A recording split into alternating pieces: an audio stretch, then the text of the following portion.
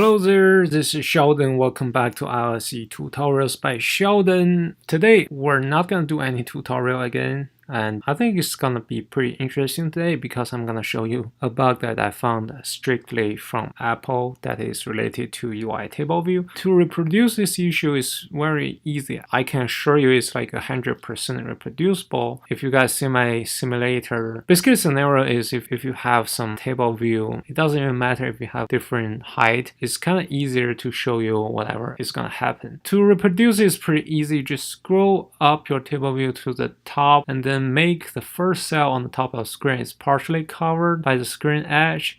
And next step, you just swipe left to any visible cells. Like, I guess we can use the term like fully visible cells on the screen, and then click split. Next step, you swipe left to the cell on the top of the screen, and then you just drag it down.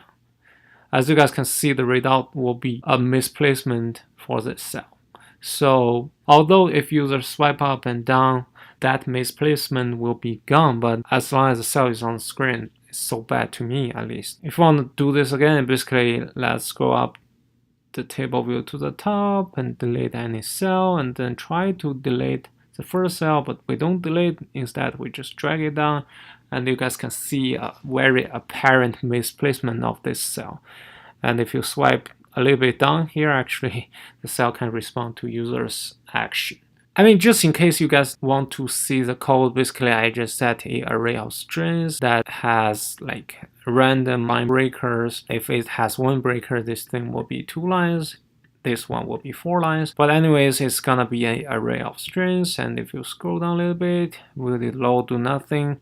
And of course, we define the number of sections of the table to be 1, and then the number of rows to be array.count. We turn off can move row at in that path, but I don't think this matters, so you can delete this function. Of course, I did a little bit styling for the table view, like I told you. I'm setting the title, I'm setting the corner radius, I'm setting the border width, and then I'm setting the border color. Of course, I turn on the can add in row at in that path to make user able to like swipe left.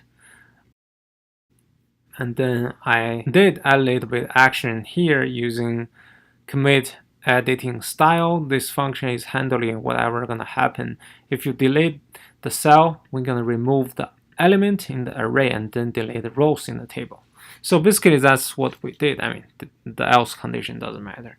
And I've already uploaded this to my GitHub repository if you want to check it out. I just want to show you guys, whenever you solve this issue, this isn't your fault. It's not your code base fault or other developers' fault.